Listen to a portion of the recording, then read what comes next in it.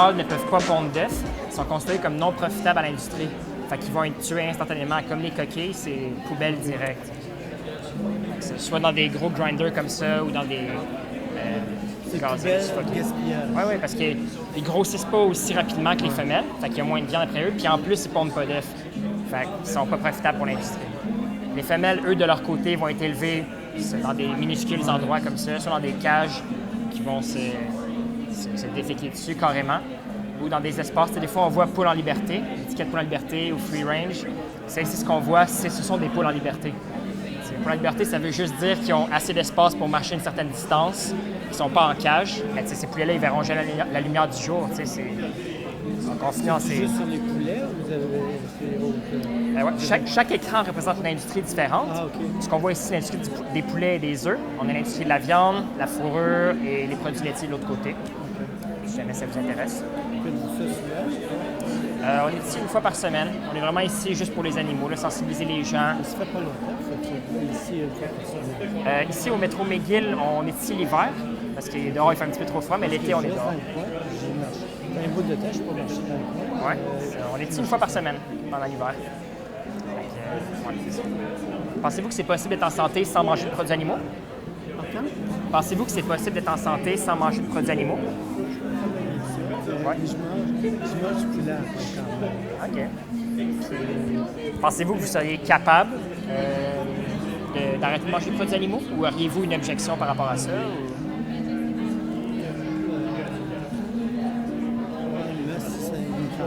Comme c'est une tendance, mais pas assez forte pour ma soeur est là-dedans. OK. Puis je la taquine, mais je respecte son choix. Ouais. Je me fais taquiner souvent aussi. Ouais.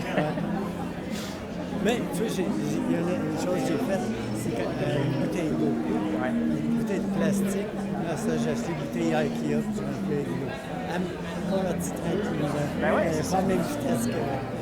Mais si on parle, mettons, des bouteilles d'eau, c'est pas nécessaire, le plastique de ces bouteilles d'eau. On peut juste avoir une bouteille réutilisable à remplir. C'est un petit peu la même chose pour les produits animaux. On n'a plus besoin de manger des produits animaux pour être en santé. Il y a plein d'alternatives végé de nos jours. Fait que ça devient un choix. Si on a un choix qui n'est pas cruel puis un choix qui est cruel, pourquoi est-ce qu'on continue de supporter ça? Oui, ça goûte bon. Ça peut être une bonne source de protéines. Mais il y a plein d'autres alternatives végé qui goûtent bon. Toi, tu joues ça ou tu as un autre emploi? On travaille tous des jobs, on n'est pas des activistes à temps plein. On est ici juste vraiment pour sensibiliser les gens, au moins une fois par semaine. J'ai connu un peu l'organisation au travers. J'ai acheté un Gouda à mon garçon. OK. Je sais pas si c'est quoi un Gouda? C'est un fromage, hein? Non. Non? Ah, c'est pas ça que tu parlais? C'est une marque de Ann Pan. Ann Pan, OK. C'est une affaire, je sais pas si c'est Afrique du Sud. C'est une panne qui joue, c'est comme un drum. C'est un instrument de percussion. Oui, mais c'est comme un bol de métal.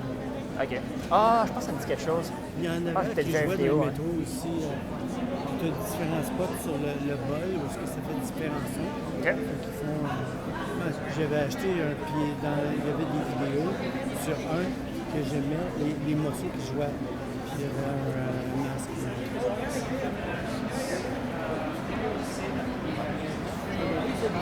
Ah oui, si vous voulez, on peut aller regarder les produits laitiers de l'autre côté, si ça vous intéresse.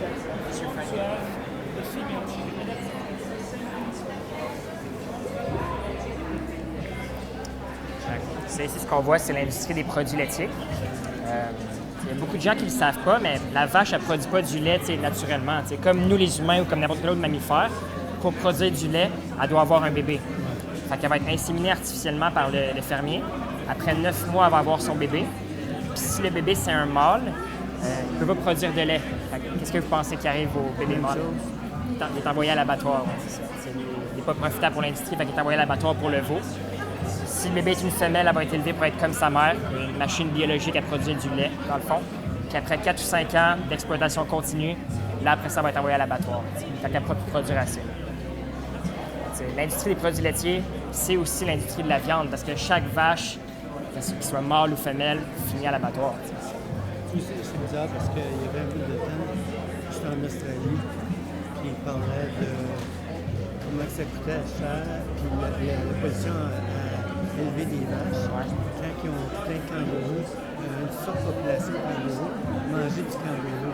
Accepter que c'est l'animal, comment je pourrais dire, du pays, là, tu sais, c'est une identification. Ouais. Fait qu'il il y en a, mais pas à un haut volume de... Comme on fait pour les autres animaux. Ouais, c'est ça. Mais encore là, que ce soit une vache, un cochon, un poulet, un kangourou, si on n'a pas besoin de manger des produits animaux pour être en santé, pourquoi est-ce qu'on continue de supporter cette industrie barbare-là? Il n'y a pas de raison.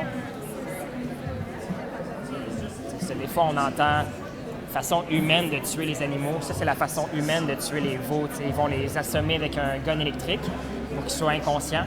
Puis après ça, ils vont leur trancher la gorge avec un couteau. Ça reste quand même très trash.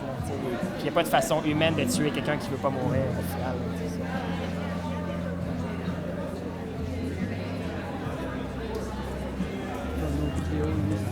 Ça, ici, c'est l'industrie de la fourrure.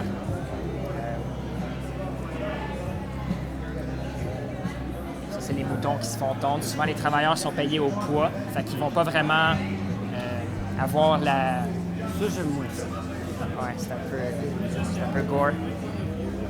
Le bien-être de l'animal n'est pas vraiment pris en compte. C'est juste produire le plus de laine possible, le plus rapidement possible. Parce qu'ils sont payés au poids, souvent. Là, il est garoche. Dans un abattoir? Non, ça, c'est juste un élevage de moutons pour la laine. Fait qu'une fois qu'ils ont fini de le raser, la laine, ils vont juste le pitcher dans son enclos ou peu importe.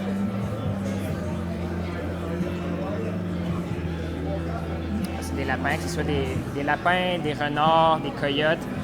Il y a beaucoup d'animaux qui sont élevés pour leur fourrure, juste pour qu'on ait un petit collet autour de notre cou.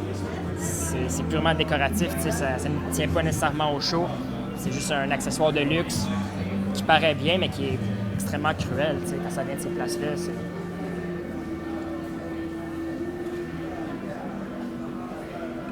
Souvent, les animaux, ils vont se faire arracher leur fourrure quand ils sont encore vivants. C'est pas juste du rasage, c'est arraché. Arraché, oui. Des fois, il y a des animaux qui vont en mourir. Sinon, les fermiers peuvent espérer qu'il y ait encore de la fourrure qui repousse pour qu'ils puissent l'arracher encore une deuxième fois. Et les lapins. Pardon? Les lapins. De la fourrure. T'en as beaucoup? Il y en a. Dans quel... Que ce soit un lapin, un coyote, un renard.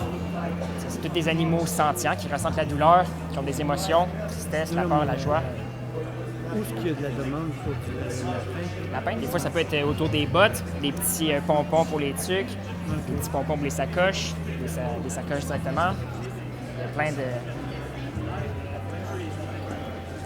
Que ce soit un vison, un lapin, un renard, un coyote. Il n'y a pas de bonne raison d'exploiter ces animaux-là comme ça. C'est extrêmement cruel juste pour une décoration. Merci. C'est quoi votre nom? Daniel. Maxime. Enchanté. Merci d'avoir pris le temps de regarder. Okay. Très apprécié. Merci, papa.